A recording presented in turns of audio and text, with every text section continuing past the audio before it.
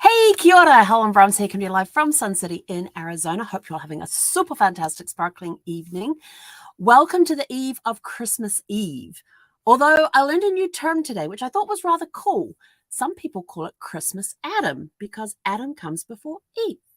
So I thought that was pretty cool. I loved that. But anyway, welcome to Before the Dirt Nap podcast number 1241. Tonight we're going to talk about year-end wrap-up and prep for 2023. I'm going to talk about some of the stuff that I do at the end of the year that may inspire you. You may have other things that you do. So please, in the comments below, if I miss something that you think is important that should be done at the end of the year, please put it in the comments. Or if there's something that you do, which could be a little different, then please put that in the comments below, because I'm always curious to see what people do for the end of year routines in preparation for the coming year. So I'm not going to go through the entire list, just a very quick, yeah. Look who I'm talking. Look who's talking. Just some of the main. I'm just going to go over some of the main things that I do at the end of the year. So one of the things I do is I go through my email. I've got like 5 or 6. I got a whole bunch of email addresses that I use for different things. And so at the end of the year, I actually put time aside to sit down and go through all the emails and see what emails am I subscribed to. Am I reading them or not? If I'm not reading them, why am I subscribed to them? And boom, boot them. The other thing, I know, what's the point of getting an email if you ain't going to read it? So I try and narrow it down that way. I also get emails from a lot of vendors as well, based on whichever business I'm looking at. There's a lot of different emails that come in from vendors for local promotions and all that. So then I go in and anything that's promo, and basically you can just do a whole that's a technical term, through the folder. And because I also have my email so it automatically sorts into folders, so I can go into a folder and say for one of the cruise lines, if I see that there's a whole bunch of promotion stuff, it's gone unless it's still current. I think I keep 30 days, and I actually do this once a quarter, is I go through my emails from all the vendors, because I get hundreds of emails a day. I don't have time to read them all. When I'm doing the travel side of things, if somebody comes and says, oh, we want to go on Royal Caribbean, then I go to my Royal Caribbean folder to see what is the latest promotion, because it's all very well, because I don't have time to read 400 emails a day. So I have everything automatically sorted. Then what I do, and I have 2 different folders for Royal Caribbean. I have the regular Royal Caribbean folder, which is what all the sales go into, all the updates. And then I have my business development manager folder, which is all the emails specifically from my business development manager that go in there. Some of them are updates for promos and that sort of stuff, but most of the stuff comes from like a general email. So I just go in there and only leave the current stuff and get rid of the rest. It clears up a lot of space on your disk when you do that. I am surprised how much email when I start doing the clean outs as to how much I actually free up in the different email programs that I have, based on the different addresses that I have. You can clean up a lot of email and clear up a lot of disk space. So I go through the different vendor folders. I go through other folders as well where I have subscription emails, and I'm so like, I haven't looked at this folder in a year.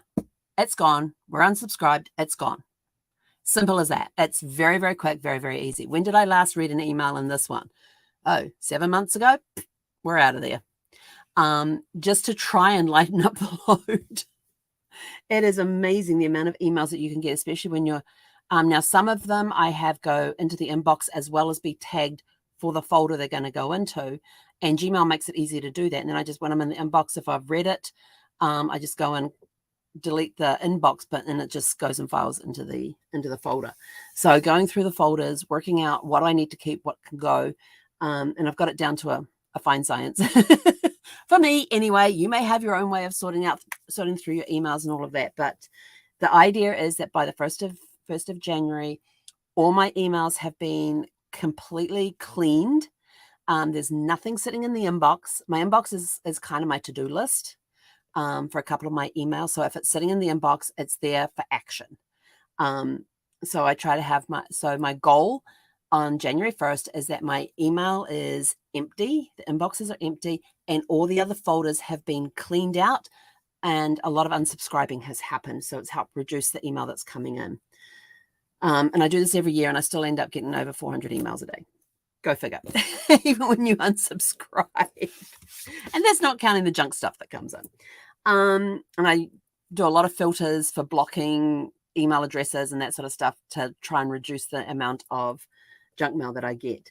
So that's that one. The other one I do is I look through my expenses. I try to do this at least twice a year, once on the midway mark and once at the end of the year, is go through my expenses and look through bank statements, credit card statements, and see what recurring costs do I have. Do I still need those? Do I still need that service or whatever? Or is there a way I can reduce the amount of money that's going out? And so I look at that and ask the question, do I still need it? Nope, let's unsubscribe. Especially if it's a monthly recurring fee. If it's an annual fee, I actually put on my calendar. I have scheduled on my calendar that, like Ancestry, it's paid out every December. So I have on Ancestry, and I think it's like I have on my calendar, and I think it's like the 19th. I know I paid it this week. And I have in my calendar set 5 days beforehand that Ancestry is coming due, so that I know that it's coming due, and I'm not going to freak out when I get my little ding from my ID Shield to say that I've had an expense go out that's over $250. I'm expecting it. So, and that's the other cool thing too, is that I have ID Shield, and ID Shield, basically, I have a threshold sitting in there, and it monitors my accounts for me. And if anything is over a certain dollar value, it sends me a message to say, hey, you've gone over your threshold. And I go, oh, what's this over my threshold? Oh, that's the Ancestry thing. We're good. So I'm not surprised by going, what the heck is this? What? So I put those expenses into my calendar, especially the yearly ones, so that I know when they're coming up. I also do monthly ones as well on some things, not everything, because sometimes I go through my statement and go, what the heck's this? Oh yeah, I forgot about that. Not using it, go cancel it. And so, yeah, so if you've got expenses that are going out that are recurring, look at them. Do you still need them? If not, unsubscribe, get rid of that expense and free up that money. The other thing I look at throughout for the year too is I make a list of everything I've done to invest in myself, what courses, mastermind, coaches, books, trainings that I have done for my businesses. And I say businesses because I have several. What expenses have I spent in improving myself based on the different businesses that I have? It all comes under one umbrella now, thank goodness, because I don't know if I could handle doing tax returns for different businesses. So we've now got it all under one umbrella. And so it's going through and saying, okay, this one is associated with genealogy. This one is associated with travel. This one is associated with this business. This one's associated with this business. And so I have all the expenses marked out for trainings, coachings, masterminds, books that I've purchased for that particular business. I know my genealogy expense this year is going to be really high, but there was a lot of investing in myself this year on genealogy and getting in there and learning the business of genealogy. So I know that's there. Then after I've done the expenses, one of the other things that I do is I look at what donations have I made throughout the year, and I go and check the IRS website for maximum donations that you can do. They have, and they could even have, sometimes they have in there like special donations that you can make based on all these different criteria. So I do have a look at that to see what donations have I made this year.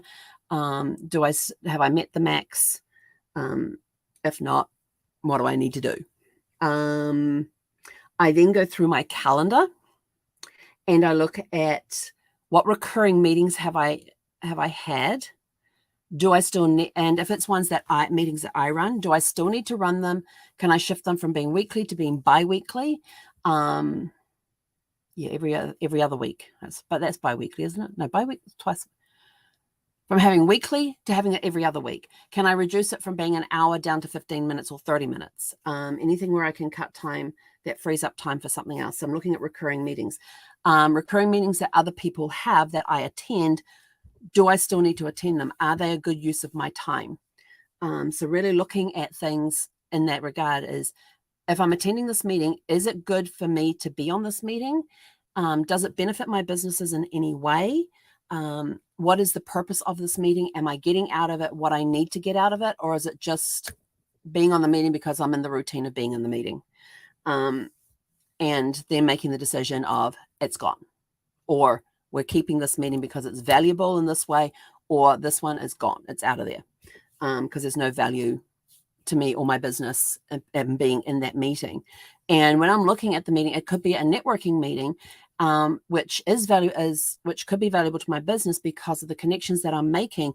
I can then help other people with their businesses and sending them referrals without expecting anything in return. And I love to do that. So if I'm in a networking meeting that meets once a week, I'll say like on a Zoom, I love the Zoom ones because then I don't have to worry about travel times and how long am I going to be away from the RV, because with Zeffie, I do a 2-hour max with her and she's already climbing the walls at that point. I have a camera in here where I can keep an eye on her and I tune in every now and then. Thankfully, it's a 2-way communication thing, so I can actually talk to her. But then that just sends her off on another tangent because she can't find me. She's running up and down the RV looking for me and whining and crying and everything else. So even though I do everything they say to help deal with separation anxiety with a dog, probably not doing it consistently. That's probably the problem. But I try everything I can. I have movies on. I put movies on for her. I put, I got away from doing the YouTube thing that is supposed to calm dogs down for separation anxiety, because I was sitting here one day and I had it going, because I usually when I'm working and stuff, I'll have some sort of music playing. I may have a movie on, depending on what it is I'm doing. And so she's used to those things being on, and it's not just, oh, she's putting a movie on, she's leaving. So that Zeffie knows it, so that she's used to it. But I was listening to one of these dog stress anxiety things. There were commercials like every 15 minutes, and then every hour it pop up and go, do you still want to play this? I'm like, you've got a 15-hour YouTube, 15-hour musical thing for my dog to help them with separation anxiety, and you're popping commercials in every 15 minutes, and every hour you're asking me if I still wish to continue watching this. So one time I did not answer the question to see what would happen, and because I didn't answer the question within a certain amount of time, it stopped playing the video. I'm like, well, that's useless. So I don't use that one. So I'm still trying to find one that's commercial free and doesn't ask you if you still wish to continue watching this video every hour. I mean, what's the point of a 15-hour video if they're going to ask you every hour, do you still wish to play it? And that's when I was sitting here. So you can imagine after an hour, and I'm out away for an hour and a half, Zeffie's got nothing playing for that last half hour. So yeah, so I prefer the Zoom meetings for that reason. Then I'm here and I'm not having to worry about her and getting back late. I can shoot out for to meet somebody at a coffee shop and that sort of thing. That's not a problem. It's when you have the 1 to 2, when you have the 2-hour meetings that go, and then you got to add on travel time. Yeah, that's not at this point in time. And then the other thing I have on this is I go through all of the vendors that I have dealt with this year, all my clients from the year, past clients, just a whole bunch of people that I've had interactions with that year, people who have referred people. Have I sent them thank you cards throughout the year? Have I sent them a New Year's card? Because I don't do Christmas cards. I do New Year's cards. And I don't do Thanksgiving cards. I do New Year's cards where I thank them for the business that they've given us this year, or for the support they've given us, joint ventures, that sort of thing. So I send out a majority of there are thank yous that go out throughout the year, but then I have my year end ones where I send out a lot of thank yous to say, hey, thanks for the support this year. We truly appreciate it. Thanks again for the referral, that sort of thing. So, that reminds me. Put a big asterisk next to that one because I still have to do that one. So those are just some of the things that I do at the end of the year in preparation for the following year. So when I get to the following year, I've got a complete clean slate. I'm ready to go, ready to rock and roll. I do not slow down throughout the holidays. People are sort of like, oh, it's the holidays, let's kick back and relax. Yeah, no. This one, I'm constantly going. I'm already planning stuff. I've already got stuff on the books for 2023 that I'm going to be working on. I've already got this list of stuff that's going to be happening in 2023 with my businesses. I'm starting to drop business plans for the different segments of my business to see, what I'm going to do and where I'm going to go and that sort of stuff, so that I know what's coming up. I've already got a bunch of stuff in my calendar for next year as well. And so I'm going to be going through that again too, just to make sure that these are the events that I want to go to. These are the traveling that I want to do, that sort of stuff, to see if it's still viable, still applicable, and that sort of thing. So there's a lot of stuff going on this weekend, and I'm not slowing down on anything. I've got clients that I'm still doing work for, and they may be taking time off. I'm not. So I'm still, although I am taking Sunday and Monday off, because they're holidays and it's Christmas, and I always stop and celebrate Christmas. Do not work on those days. The only time you'll see me online on those days will be to do this live, and that's it. And I'll still be posting my little short videos of the cards that I do each morning, so I'll still be doing that. But those are the only 2 times you're probably going to see me online over the holidays. I'm not doing anything work related on Sunday and Monday. Those are my days off. So who knows what we'll end up doing. I know my youngest is coming into town, and we're going to be spending Monday together. He's supposed to be flying in Sunday night, but I'm looking at all the weather and everything coming in, and that's coming. And I'm praying that his flight still goes and doesn't get cancelled, and that we can still have Monday together and going out and doing things. And what are some of the stuff that you, and I haven't gone through my full list of everything that I do. That's just a small snippet. But there's some of the major things that I do. But what things do you do at the end of the year in preparation for the coming year, for next year? I've had stuff on my books for next year for the last 3 months.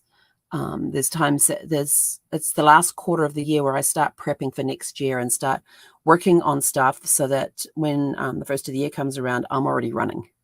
I don't need to rev up the engine or anything else. We're already going full power, full steam, full speed. We're just full speed ahead. But anyway, let us know what some of the stuff is that you do at the end of the year in preparation for next year. Because I love learning from other people as well. So eager to learn what it is that you have on your list that you do every year. I know on January 1st, I'm starting a 21-day manifestation class, which is going to be awesome. So that'll be interesting to see what I can manifest next year. And actually, I got to find my journal from last year's one to see what I manifested last year and see how close we got to it this year before I start the next one, because then it's going to figure out what I'm going to do next year. But anyway, go have a super fantastic, sparkling Christmas Adam, or Eve of Christmas Eve. And we will catch you guys back here on Christmas Eve tomorrow evening around 6 p.m. Pacific time. Hei konara.